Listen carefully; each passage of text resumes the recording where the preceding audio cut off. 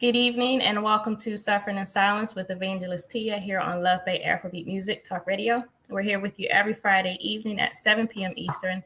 In Love Bay, we want you to remember that we are rising out of the ashes together. Our topic on this evening is how to talk about domestic violence. We wanted to give some time to this issue, like how to broach it, how to bring up the topic. And we have with us our co-host tonight, Jennifer Peterkin and Erin Mitchell. Listeners, if you have any questions or comments for our guests or our co-hosts, our co-host, you can email us at sufferinginsilencedv@gmail.com, or you can text us at 437-778-3299. Also, if you have any resources that you would like to share with us on a national or local level from your country, your community, local organizations, or your faith community, you can also email us at sufferinginsilencedv@gmail.com. And with that, Jen, I would ask you if you would go first and greeting our listeners on tonight. Absolutely. Good evening. Or I always say that, but it's not necessarily evening where everybody is. So hello, Love Bay. My name is Jennifer Peterkin. I am a domestic violence survivor and advocate working alongside Tia and Erin in this radio program, but also Tia's organization, Rise Out of the Ashes. And I also host my own podcast called The Human Experience, where I travel the world and interview people about their personal stories and how it has shaped who they have become. So you can access me and all of the episodes on my website, thehxpod.com. Awesome. Thank you so much, Erin. Hello, Love Bay Radio. Jennifer made the, good evening thing for me. So then I get to correct myself and be present to you all in whatever time zone you're in. So good to be with each and every one of you here listening tonight. And just thank you to Love Bay for having us. Thank you especially to Evangelist Tia for including me in the work of rising out of the ashes. It's such important work, and each of us in our own unique ways have been touched by domestic violence directly or indirectly. And also it has motivated a lot of the really good work that we do in the world and literally our own personal journeys of rising out of the ashes. And we hope to inspire the listeners by our personal journeys and sharing. So just such an honor to be here. Right now, I currently live in Tucson, Arizona in the United States. So it's super sunny here and beautiful. You don't have to hate me for it wherever you're listening from. If it's snowing in Canada, we heard earlier tonight. And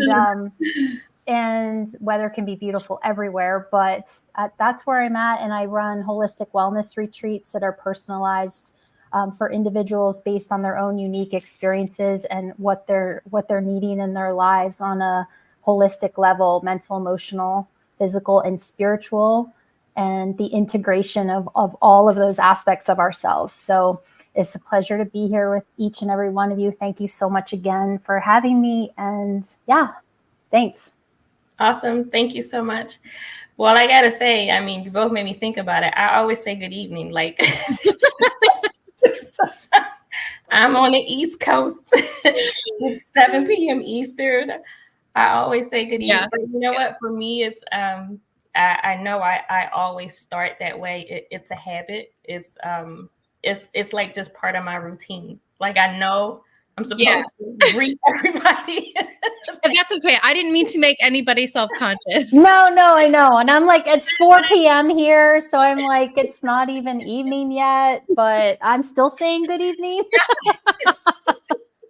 Just following the leader. Yeah.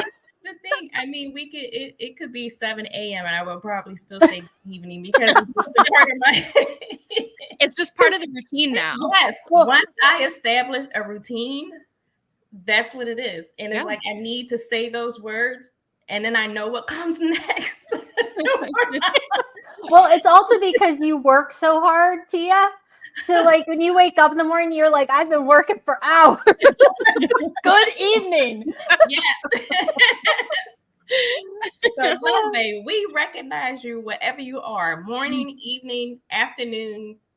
For us, it's Friday. If you're already into Saturday, if you're coming out of Thursday, we recognize you and we appreciate you for being with us. Before we move into our topic, we do want to share some resources. And I want to thank those who have given to Rise Out of the Ashes thus far. If you would like to continue to give, to continue to help us, you can visit GoFundMe and look for our organization, which is Rise Out of the Ashes, Inc., to help us with our immediate and emergency funding. We provide finances for doctor visits, transportations, food, clothing, personal toiletries, medication, things that victims and survivors would need on an emergency basis. That's what we try to do. And we appreciate the help in helping us to get that done. We want to share Pastor Darius Daniels. He's the pastor of Change Church. His website is dariusdaniels.com. He has several locations in the United States. His YouTube channel is Darius Daniels TV. And again, listeners, Love Bay, I always say, if you're at the step of listening to or hearing from Pastor Daniels, I believe that's a part where you've already started some work, and there's always a deeper healing in the process that you can reach and obtain. And I believe if you're ready just to move a bit forward, to go a bit deeper, that's a step I recommend that you take wherever you are in your life, whatever situation you may be dealing with. We want to share the National Domestic Violence Hotline. This is in the United States. The website is thehotline.org. Their phone number is 800-799-7233. The National Helpline for Substance Abuse and Mental Health Services. This is also in the United States. The number is 800-662-4357. In Australia, we have the National Family Violence Counseling Service. Their website is www.1800respect.org.au. Their phone number is 1-800-737-732. And in Canada, we have the Canadian Women's Foundation. Their website is canadianwomen.org, and their phone number is 1-866-293-4483. And with that, we move into our topic on this evening, how to talk about domestic violence. Over the past few weeks, and I don't know if it's just coincidence or what, but several people have been asking me or brought up the issue on how to broach the topic, the subject of domestic violence, with a loved one that they believed may be a victim of domestic violence. And the first thing that I would say, and then, Erin and Jen, I'll go right to you for your thoughts. I would say, first of all, be careful and be considerate. Do not send a text. Do not send an email, because you do not know if their information is being tracked or read by their partner. That is a huge thing. Do not call to speak to the person over the phone, because you don't know if they are safe. You don't want to say something and their response to whatever you say may cause a reaction in their partner or spouse who may be nearby them. Their partner or spouse, if they're on a phone, they may be listening in to that call. So you have to be very, very mindful, thoughtful, and considerate of how you do it, not just the words that you use, but how you do it. And so I would say you need to be face to face with this individual, and it needs to be a private atmosphere, knowing that this person is safe. And just a little bit beyond that, first of all, you need to know what you're talking about. So I would say have some information. Visit one of these websites, the domestic violence websites, the hotline in the United States, the information for Canada, Europe, Australia, wherever you are. Get some information educate yourself, learn before you try bringing this issue up. Because once you say the words abuse, once you say domestic violence, this is serious. It's no turning back from that. So you need to know what you're saying. You need to have firm information, not just talking about guesses and hunches and you watched a movie or you saw something or heard something and it just reminded you of whatever. No, you need to have some information, which is there. It's available. So if you care enough and if you have the thought that this may be going on, then you should also care enough and have the thought to get educated, get information. So I would say you yourself need to be informed and be mindful and considerate about the way you approach the individual to talk with them. So that's my first thought. Jen and Erin, what do you guys think? Erin, do you want to go? Sure. Yeah, thank you for that, Tia. Thank you for that great reminder. I think it just depends, on every scenario, like everything, and your relationship, the level of trust that the person you are engaging with has with you or you with them. I think these are all unique situations. I think that if you have the hunch to do the research is really important. And for me, it's around not even bringing it up in situations in the past with family members or friends. I probably in the day was a person of you should, and I've learned the hard way, to now and forevermore to be the person that just reminds my loved ones, I really care about you. I really love you. I want you to know that there's nothing that you can't share with me that I wouldn't hold in confidence and that I won't judge you for. And, and I just almost like a general reminder of the people that we love. And I just think that that's like it's a really honest way to leave that door open for somebody that we care about that might be in a very difficult situation and might be afraid to share, to just remind them that you are a non-judgmental space and you can keep their confidence in whatever it is, whatever they're going on, if they're having a rough time.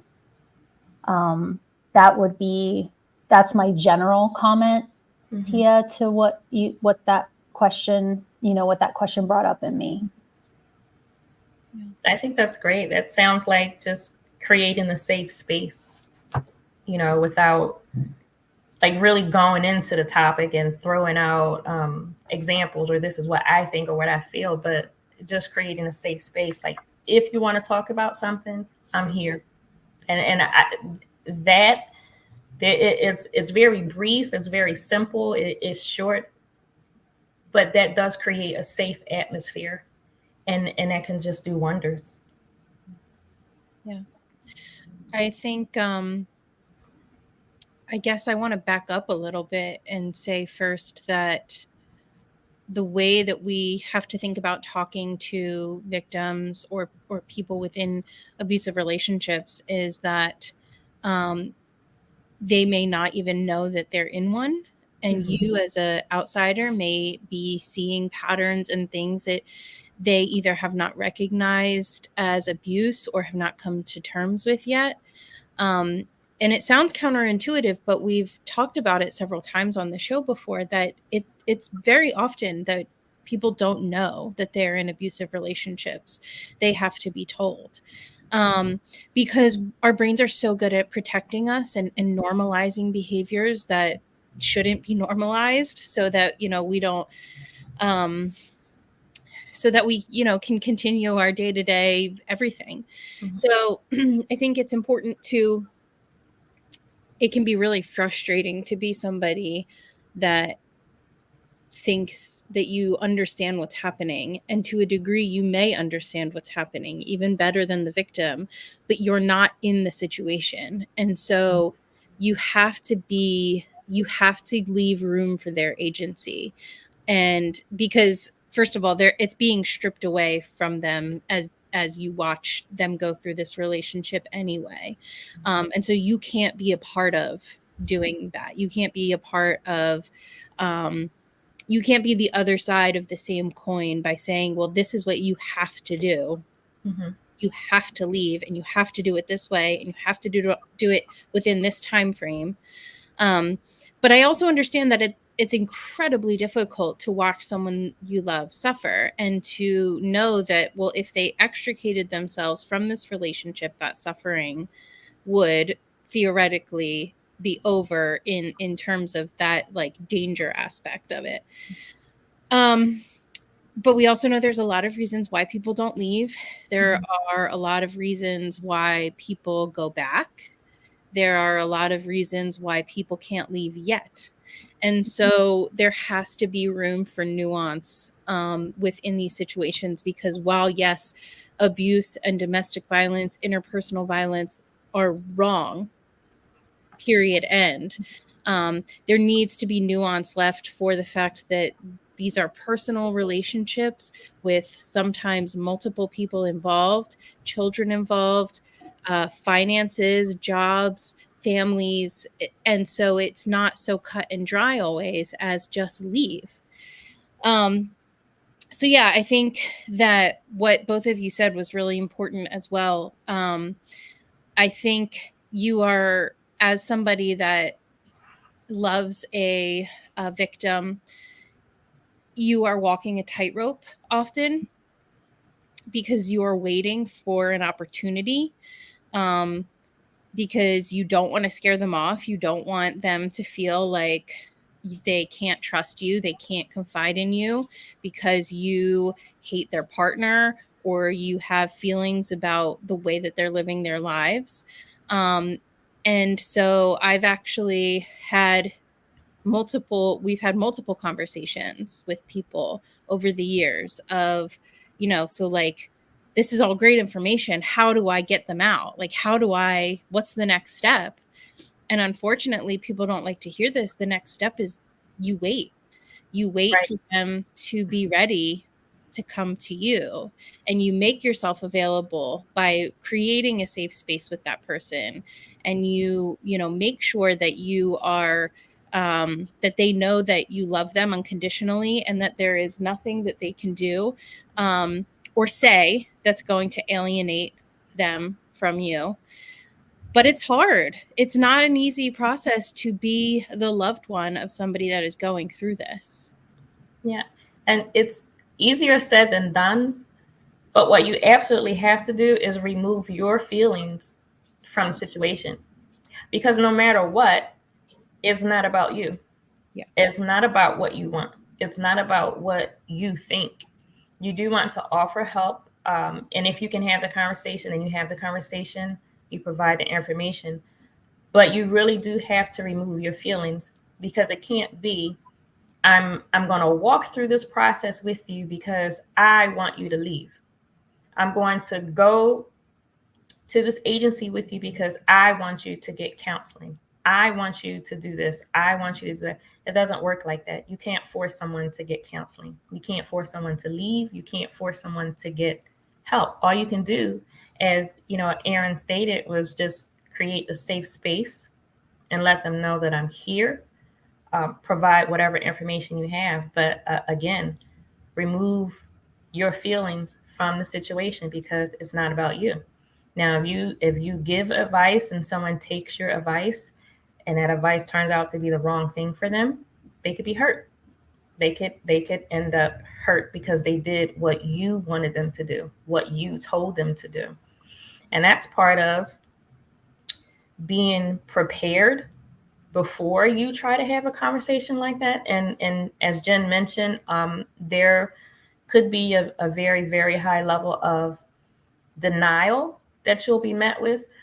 But you also need to be prepared to be met with anger, because someone may feel like, why are you saying this to me? Why are you involving yourself in my situation? Why are you minding my business? Why are you creating a problem where there isn't one? Because they really may not see it. And so part of educating yourself and trying to speak to someone, I think a great thing to do is to show them the power and control wheel. So it's not you giving your opinion, it's not you saying this is what I think, but if you can put the power and control wheel in front of someone and let them see it, let them see what an unhealthy relationship looks like, let them see some of the questions that, for instance, are on the hotline.org, so they can ask themselves, is this happening to me? Am I being treated this way? And then give them the space to think, to review this information. I mean, you don't just stand in front of someone and make them read a list and say, and make them answer the questions with you. Like, is this happening to you? Is this what you don't want to put pressure on someone like that. And in a situation like that, that can be embarrassing and degrading also. It's like, now all of a sudden, you mom, you sister, you brother, you're an authority on my life. Now you're taking control of what you think or feel should be happening with me. And I have no choice. Like, I'm just supposed to go along with your observations. And if they truly are, in fact, involved in a domestic abusive relationship, that's more abuse on top of what's already happened. If you come in and you're trying to control them and you're trying to push them and direct them, you're taking away their autonomy also. You're taking away their choice. So part of getting help, part of seeking counseling, part of even just realizing this is what I'm in, this is what's going on. Part of that is me being able to see it for myself. And you have to be able to let me come to that determination. It's frustrating. I know it can be extremely frustrating, but you do have to remember, it's not about you. No matter how hard it is, no matter how much it hurts, it's not about you, because you do not know what's going on in that household. You may see bits and pieces, whatever it is that brought you to that conclusion, that unction, that feeling that you have. I guarantee no matter what, you don't know the whole story. Even if what you believe is horrific, you still don't know what he or she is dealing with. And that's part of loving someone, letting go and stepping back. I mean, you do what you can do, and then you do have to step back. As Jen said, there comes a point where all you can do is just wait. Yeah. I agree with your with the resources too. And also I wanted to say and echo what you said about texting, nothing in writing. Don't put anything in writing ever. Yeah. That just really heightens the danger for the victim. But just a personal anecdote, the power and control wheel was a huge part of me leaving my relationship. It was the second time that somebody told me I was in an abusive relationship. The first time somebody just told me, actually my mom told me, it wasn't just somebody, my mom told me. And the second time I was in therapy and with our marriage counselor in an individual session, and she pulled out the power and control wheel, and it was like a slap in the face, but it was something that I had been ruminating on for a while, and I was ready to see it, ready to embrace that. It was necessary for me. So those tools can be extremely powerful. But it's not a one size fits all. And the person you are guessing at where this person is in their journey and whether or not they are ready to leave, whether or not they are ready to hear it. So it's not that you don't use the resources and you don't do the work, because it's important, but just realize that you may be planting a seed that somebody else is going to water. And then some, it may take multiple people to get this moving in a meaningful way, but that doesn't mean that what you're doing isn't working. Yeah, I love to around, you mentioned the therapist. So I think that also brings up the context of the conversation where, you know, you could be in a conversation and the person that you're concerned about might say, well, what do you think? Or how do you feel about this person? Mm-hmm. How does this person make you feel?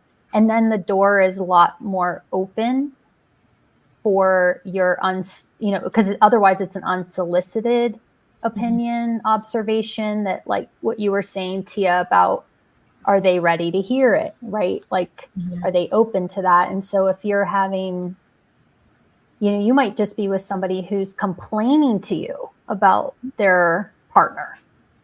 And then, you know, the casual, what do you think? Right. And then that door is open, and there might be a willingness in that case to say, well, you know, because you're asking me, and I want to be honest, but I also want to be sensitive to how this might be received from you. And, you know, so let me just start off by saying, maybe you won't like what I have to say, but you're asking me. And so I really want to be honest with you because I love you, because I care about you. And I think, like, again, as much as possible, every single chance we get to reinforce the love and the respect before we give the observation, right? Because all of us, I think, I mean, sometimes when we're not doing something the way somebody else thinks we should do it, it sounds like a criticism. It sounds like an attack. And that can be really hard to take.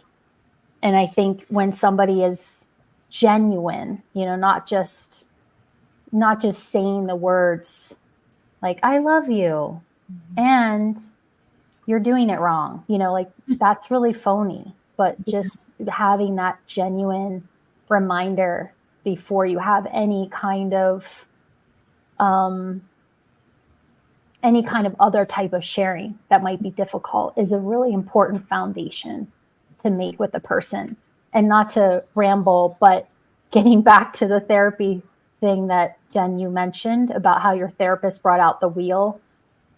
So I think that's really fascinating too, because you know, I think, well, for me personally, I got myself out of an abusive relationship, and it wasn't until almost a decade later that my therapist told me I was in an abusive relationship. So, and again, we are, you know, this is a long time ago, and I think we know a lot more as a society and as a culture and awareness and things like that. However, I do think that, just to your point of the lack of consciousness sometimes around what equals abuse and what equals manipulation and all the other list of things, right? I think that that's sometimes a real shock to people's systems. I just had a friend tell me about a scenario that she had with a relationship that she was in. And I had to remind her that, like, she was like, don't you think he's amazing? And I was like, well, but, and here's what you shared with me that doesn't seem like, you know, he's treating you like you deserve to be treated, actually. You know, and she asked me, so I got to go all in, you know, I got to be like, I love you. And that is not cool. That is a red flag. Yes, exactly. But that is great. That is great. I think that was a great example, because when the door is opened to you, then you can walk through it. You still need to be careful about how you walk through it. But it really is different when someone is asking you, what do you think? What do you feel? What would you like to say? I'm asking your advice, as opposed to you just going into someone else's home, stepping into someone else's atmosphere and telling them, this is what I see, this is what I think, this is what I feel. It's completely different. So you do want to be mindful of that. But if someone is coming to you and you want to know how to respond, I believe at the top of the list, educating yourself in a power control wheel is where you should start. And I have a copy in front of me. And so because we keep saying power control wheel, so I want to give you, Love Bae, one of the examples from it. And again, you can go to any of the websites, national websites dealing with domestic violence, and get the power and control wheel. But one of the examples, and it's so powerful when you read something, when you see the words in front of your face, as opposed to someone telling you or saying it. When you can sit and read it yourself, it's powerful. So one of the examples on the power and control wheel is emotional abuse. And it says, and we know that abuse happens, is geared towards men and women. But it says putting her down, making her feel bad about herself, calling her names, making her think she's crazy, playing mind games, humiliating her, making her feel guilty. These are all examples of emotional abuse. Now, someone could be experiencing these things and won't recognize that it's abuse until they actually see the words in front of them. There are examples of intimidation, coercion and threats, male privilege, economic abuse. Some people don't understand and know that they are being abused financially. And so to have the words in front of you, it really does something when you see it. And again, even with the power and control wheel, if you are sharing information like this, you need to make sure that you are with this person in a safe, personal space, face to face, communicating, because you don't know what could be happening behind closed doors. And then all the help that you want to give, you do not want to create a situation that puts them in danger. And as we're talking, I was reminded of, oh my God, I hadn't thought about this in years. Just an example from my own story. I would say, before you speak to someone, or if you're thinking about speaking to someone, if it's on your mind, you first of all need to really, really examine your own motives and be honest with yourself on why you're doing what you're doing, or you want to do what you're going to do. Be honest. Do you just not like their spouse or their partner? Or are you just looking for a reason to dig, a hole in this person? I mean, you really have to be honest, because if you have an ulterior motive, as I said before, once you use the words abuse and domestic violence, that's a whole nother level. And you can open the door. Once you go through it, you can't go back. So you really need to be honest. Do you just not agree with the person they chose or whatever? And then if that be it so, is true, fine. Then you need to go work on your own stuff and deal with it. That's it. Like, you cannot create a problem where there is not one just because. You can't do that.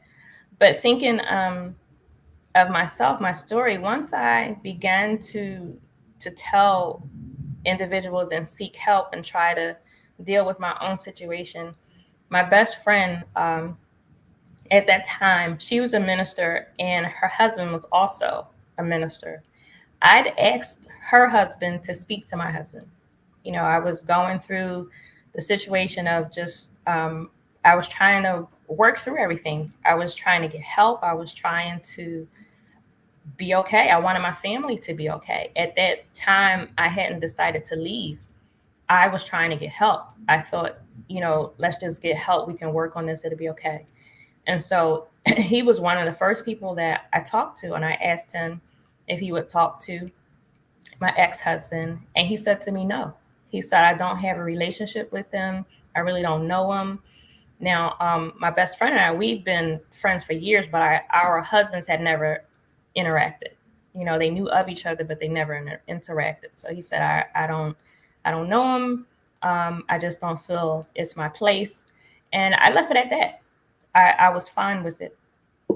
A few months later, he did reach out to my ex-husband. He said, he wanted to talk with him, and, they just talked. So he called the house. I gave him the phone, and that was it. I want to say maybe an hour or so after that conversation, my ex said to me, I know you've been talking about me because so-and-so called. He said, I just wanted to reach out to you because I heard some things about you in passing, and, just wanted to talk. I was like, wait a minute. I didn't say anything like that. Like I'd never, once he said no, I'd never talked to him again. And I'd never talked to him before that. Never. And the thing is that he had just opened the church. And so since he opened the church, he wanted us to come to his church, and he wanted us to help out with ministry. So that was his way of opening the door, and going in and doing it. But he used me to do it. I was clueless. I knew nothing about that. So I had to deal with that. So immediately I picked up the phone. I called her, like, where's your husband? What did he say? What did he do? Because this is what I'm dealing with right now. So, like, I had them on the phone. I'm like, yo, you need to tell him right now. You called him of your own volition. Whatever you said to him, I had nothing to do with that. But that's something that I had to deal with. And that didn't go away easily. That didn't go away lightly. And that caused a problem for me. That simple phone call, those simple few words, him saying, I heard some things about you in passing, I really don't think he meant anything by it. I think that was just him opening a conversation, just saying it, like, how's the weather? But that caused a problem for me that I had to deal with. Now, when I asked you for help, you wouldn't call him. You wouldn't talk to him. You wouldn't see him.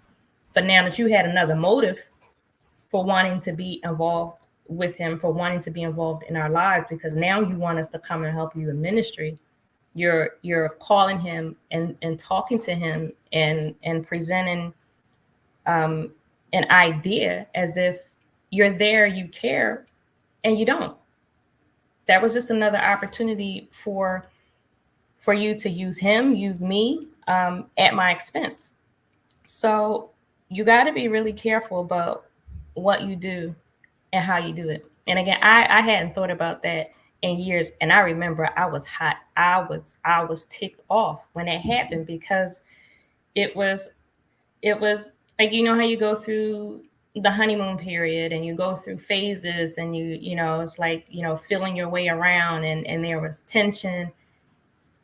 That stuff happened naturally just because of what was going on. But he created a situation that I had to deal with. He created some tension in there. So it was like, I know what to look out for. I know what to do. I'm already walking on eggshells. Now I got this phone call that came from this person. And again, it could sound like a very small thing, very simple, a quick call. But I remember that night, it was very hard and annoying and stressful. Yeah. Well, it's a breach of trust, I mean, ultimately. And I think it's also an important distinction that you've brought up, is that you cannot just go talk to an abuser without having the consent of the victim. You are going to make things so much worse for the victim. You're going to leave that situation fine, because what we know about abusers is that they have their mask on most of the time around other people. So you are going to leave that fine, and possibly even feeling quite good about what you've done, because they're going to make you feel that way. But you have just created a massively dangerous, possibly lethal situation for a victim. And I think it's important, we're talking about how to talk about these subjects, or this subject, with somebody you think is a victim. And we're talking about being careful and using the right words and using, doing it at the right time. But I think it's important to say, just point blank, this is an epidemic. It happens all the time. There are more people more people in abusive relationships than you think you do. We don't shy away from the words abuse and domestic violence. We use them freely because we believe that those words should be used to describe what's happening, and it shouldn't be sugar-coated. And so I think the distinction needs to be drawn that what is happening is horrifying, but the way you have to approach it has to have nuance, simply for a victim, simply to make sure that a victim is cared for throughout this process, because there are so many variables at play and anything could happen. And so the last thing that you want to do is make a situation worse. And that's why, all of this is about creating safe space and using appropriate words and not being super forceful, not trying to control their decisions, not putting anything in writing. So I just wanted to make that distinction too, because it is important that this is very serious and very prevalent. But I almost feel like it sounds like we're tiptoeing around a subject, and we're not. It's just that once again, I feel like a broken record to use this word, but there is so much nuance in these situations, and we have to be really careful. Yeah, it is. And I'll say this, and Erin, I'll ask you for your follow-up on it. You have to be prepared to offer help. Don't just point out the problem. I mean, if you feel like you're in a position where you can broach this topic, if the atmosphere is safe, don't just point out the problem. Because if this person says, I know, I agree with you, I want to get out, I need help, then what? You can't just say, hey, I think you're in an abusive relationship, and then just leave. So you need to be able to point them in a direction with the resources that they need: counseling, domestic violence agencies, resources for shelter. What if they need to leave immediately? You just said you're in an abusive relationship, you need to go. Okay, now what? You need to be able to provide information for shelters, finances, for food. When I did open up and I started my process, I didn't leave immediately. There came a point where I wanted to make the decision on whether I was going to stay or go. And I wanted to leave my house for a couple of weeks. And I vividly remember I asked several people who I thought were close friends and family. I explained the situation. This is what I'm going through. Can I come and stay with you for 2 weeks?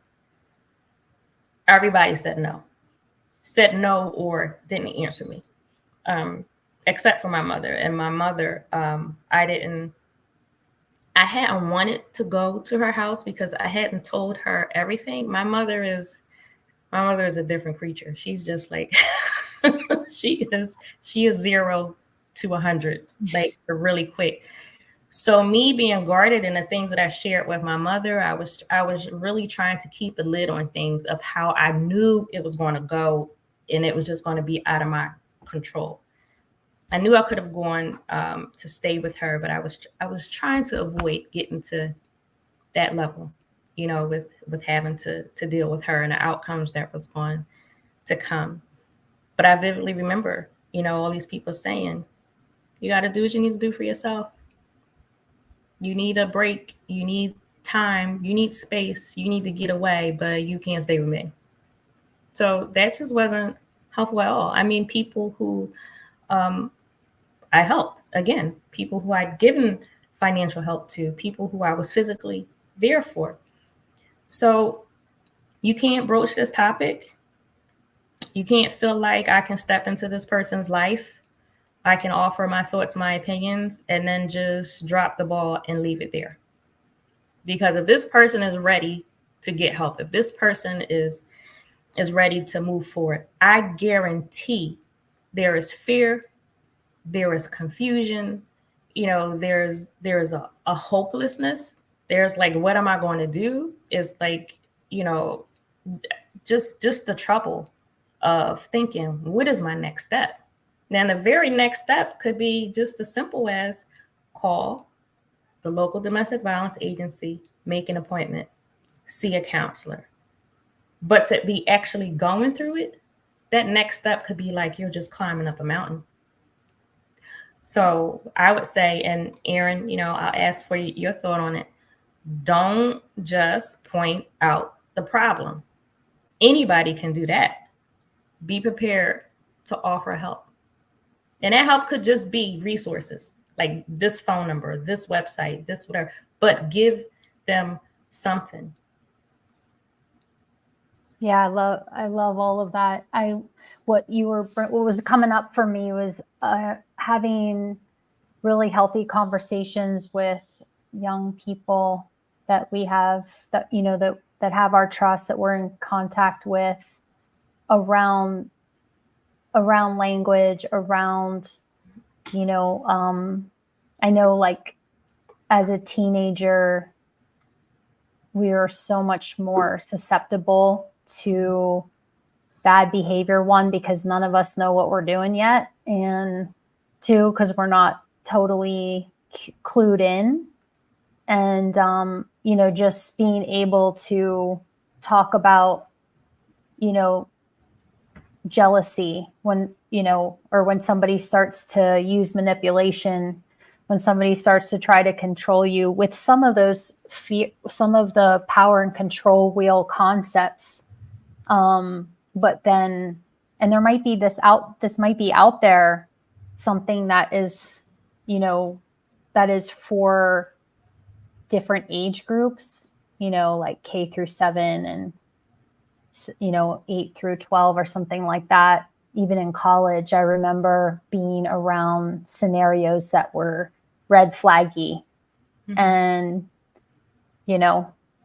but for the grace of God, go I, it's just sometimes like you end up not in a situation, not because you did all the right things or because you had all the right people around you, but I don't know. Or I don't know, maybe some luck and some angels and some prayers and whatever. But at the same time, like really starting young with our kids around the red flaggy type stuff, and not to be alarming. It's just to be able to have those open conversations. Not to scare anybody, not to accuse anybody, right? But like, hey, I told you I didn't want to have sex with you.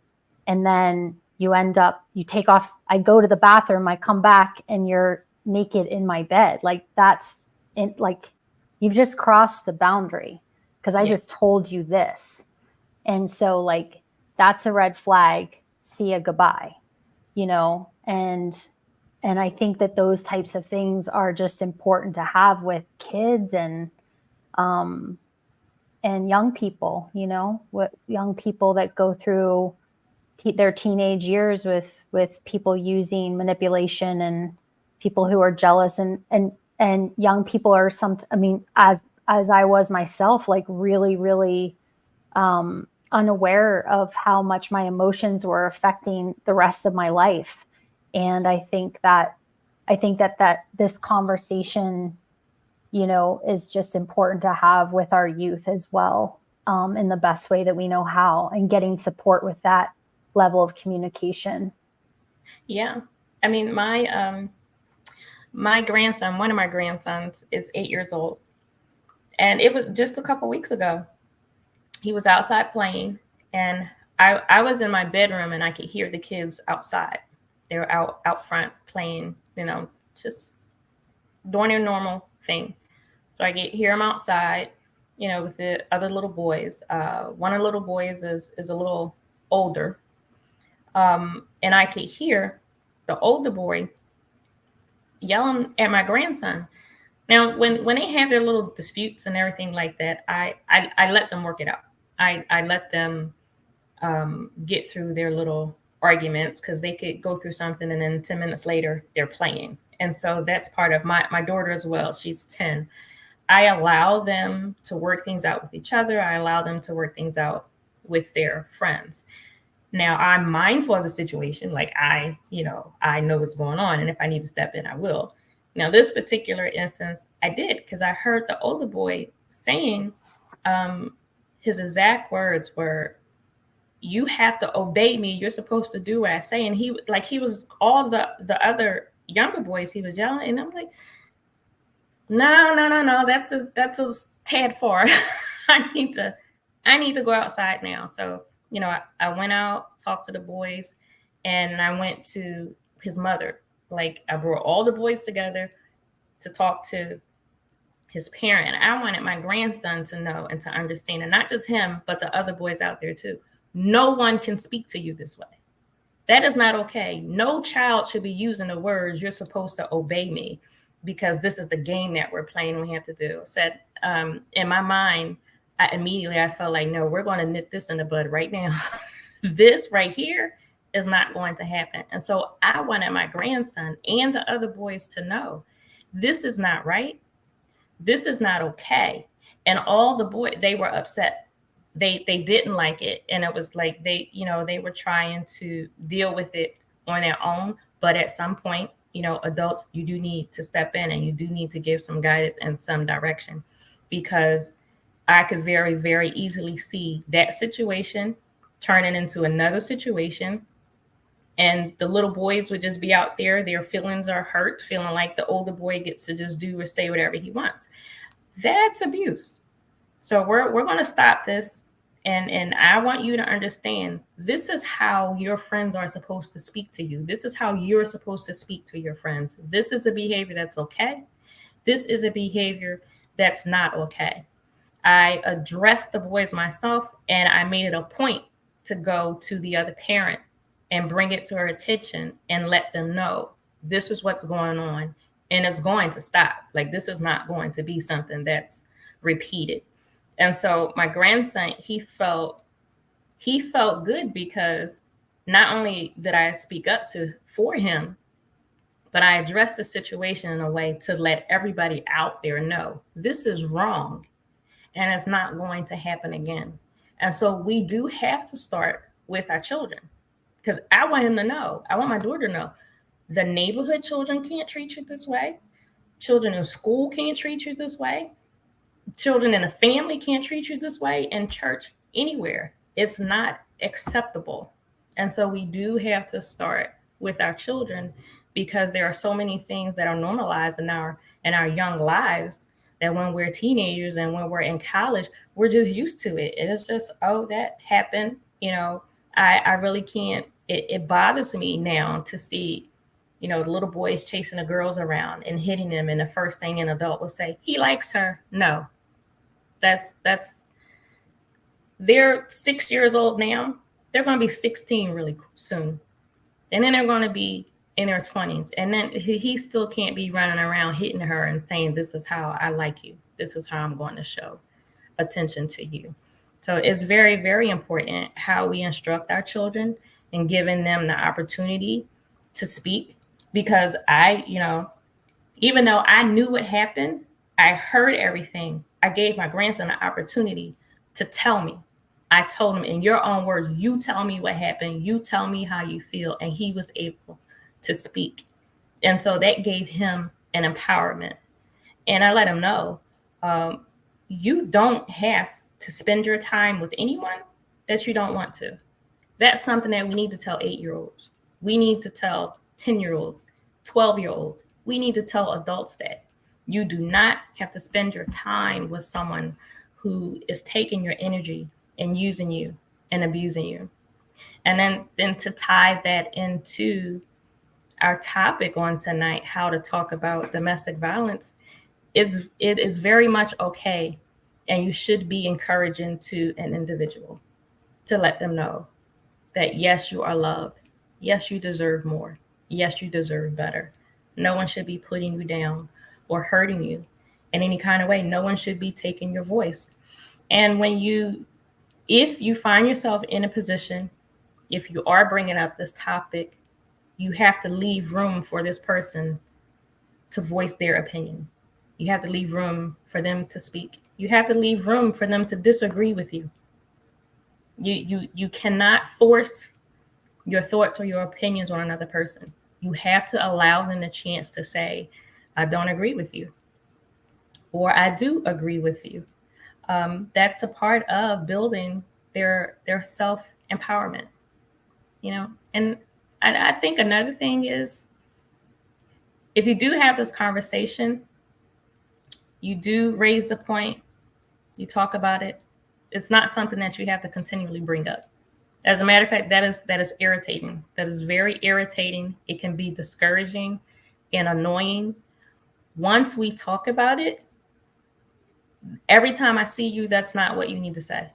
You do not need to tell me every time I see you that my wife is treating me horribly. If I know, I know. I don't need you to keep saying it. That's a part of, I think that's a part of love. As Erin said, that's displaying love. It's control when you try to manipulate a person by just throwing it in their face all the time. That's not loving an individual, because once I know, I know. Even if I don't agree with you and that's your opinion, once I know your opinion, I know it. You don't have to keep bringing it up. At that point, you need to go back again, as I said, and examine your motives. Why are you bringing this up? Why are you doing it? Do you really care about this person, or are you creating a situation that's not there?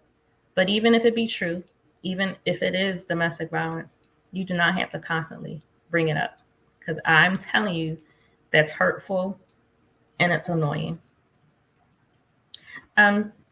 Is there another thought or comment that you guys want to throw out there before we go? Yeah, I'll just piggyback off of what you said, Tia. I think that,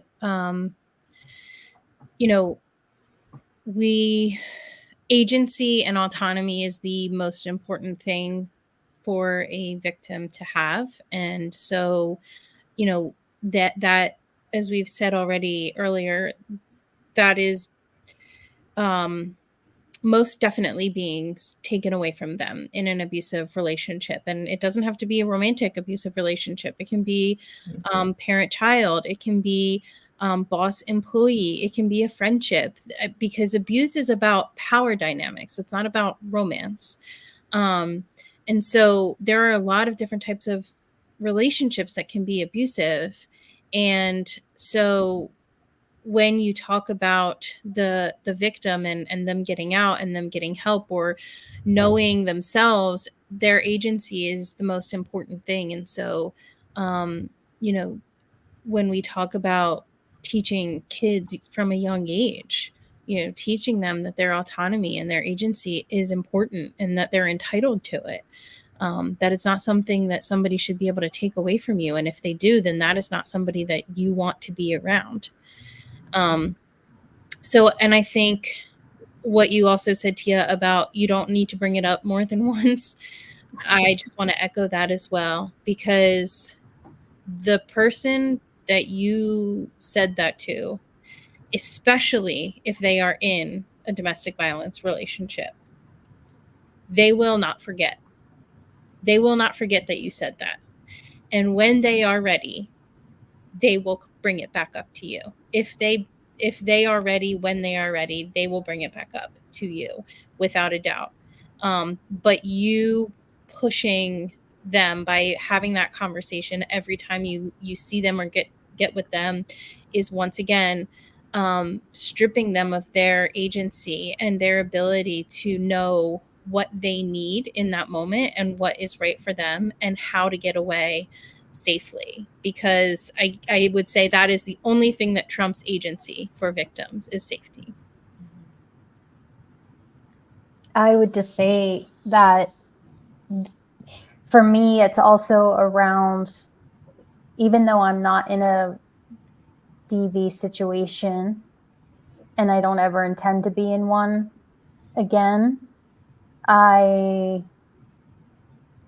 still believe, like, you know, we can create an energy of violence inside of ourselves. And I'm just bringing this up around, you know, part of how we become susceptible to violence from other people is our own level of sometimes negative self-talk, and, like, you know, the I know it sounds harsh, but that self-hate that we have sometimes, you know, of like really being brutally hard on ourselves for what we think are mistakes, for our past, for what we look like, for what we don't look like, for who we are, who we're not. And it, like a constant mental chatter of you're not good enough is equivalent to the energetics of violence that then we become susceptible. It's like the same vibration of that.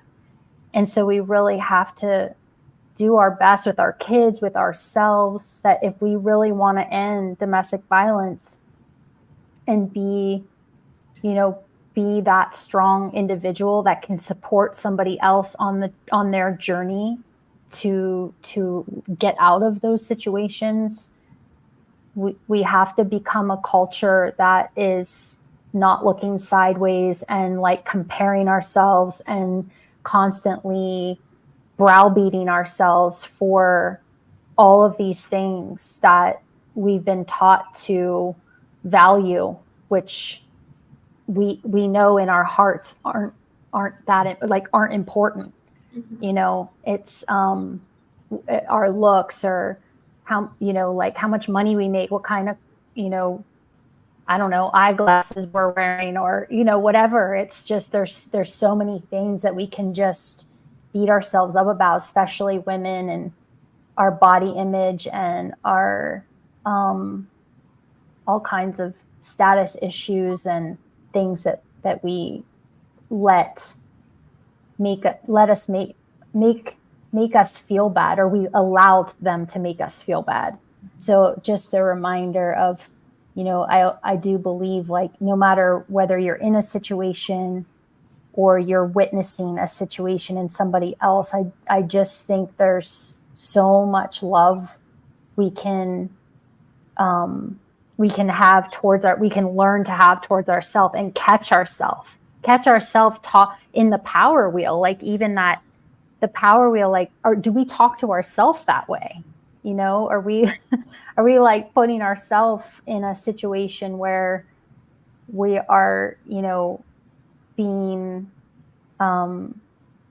we're just not being generous and kind to who we are, to maybe our dog or a neighbor and things like that. So yeah, that you just all brought that up, and thank you for allowing me to share some of my thoughts tonight. I love all of your very specific wisdom around these issues, both of you. It's amazing, and it's so helpful. Thank you so much. Thank you, ladies, for being here. There were two more thoughts that came to me that I want to share really quickly, and get your thoughts, you know, if you'd like to follow up. But one thing that I thought about was confidentiality. I am bound by confidentiality because I'm a minister. But if someone comes to you, but also because we're talking about broaching the topic, bringing a conversation up, if you bring this conversation up with someone, if you're having this conversation with them, you need to keep all matters pertaining to this person's situation confidential. Now, the only way that I'm allowed, and this should be for anyone, the only way that I am allowed to break my confidential status is if a person is in immediate danger. If someone's life is in immediate danger, I have to call authorities. I have to do what I need to do to get that person safe. If there is a child who is being abused, I have to report that. Those are the only two instances where, as a minister, I can break my confidentiality. But I want to say, keep that in mind. If someone shares their heart with you, because they came to you or because you went to them and they felt safe enough to talk to you. You do not take their information and go to anybody else and share it. I guarantee you that there will be some serious repercussions if whatever you share gets back to the one who is claimed to be the abuser. You need to be very, very careful. You need to be very, very mindful. You need to be respectful of being confidential. That's a huge thing. It really is. So it is not for you to go and speak to someone and then you go to another girlfriend or guy friend and say, hey, this is what I just talked about with so-and-so. This is what I learned. This is what's going on. No, that's not what you do. So I want to throw that out there to please consider, not just consider, but keep it. Keep the matters confidential. Unless authorities need to be called and brought in, keep a person's heart and their situation confidential. And the last thing that I wanted to share, and ladies, you could follow up on, I wanted to say that getting help, counseling, or resources from DV agencies is not just for victims or survivors. It is for family members and friends. It is for clergy. It is for anyone who needs help, support, or education themselves. So if you are watching an individual you love go through a situation, you can get counseling for yourselves. As Jen mentioned earlier, there comes a period when you're outside of it, you're just watching and all you can do is wait. Well, while you're waiting and you're experiencing turmoil within yourself, while you're waiting and you're dealing with your own emotions, you can get counseling and support for you. So I wanted to throw that out there too. Get help for yourself. Take care of you. It's hard to watch someone you love be hurt, even if you don't have facts, even if it's just the thought running around in your mind. That's a difficult situation to be in. So that was my last word for tonight. To be confidential where it is required and to get help and support for yourself. So ladies, I thank you so much for being here tonight. And I would just ask you each to leave us with your final words on the evening as well. Jen, you want to go first? Sure. Once again, I'm just going to piggyback off of you because that just, it was good. So I agree with both things that you said wholeheartedly, but what you brought up about taking care of yourself is so important. Domestic violence creates such a ripple effect. If you are going through it yourself, you will not be the only one affected by this. So, you may be experiencing the primary trauma, but your family members, your friends, there will be a fallout from this. And it looks different for different families, different people, and that's okay. But secondary trauma is real. Tertiary trauma is real. Take care of yourself. Don't think that just because it isn't directly happening to you, that it's happening to your loved one, that you aren't affected. And yeah, so it's important because to help others, we have to be well ourselves. So absolutely take care of yourself, go get counseling, educate yourself as much as possible. There is power in that.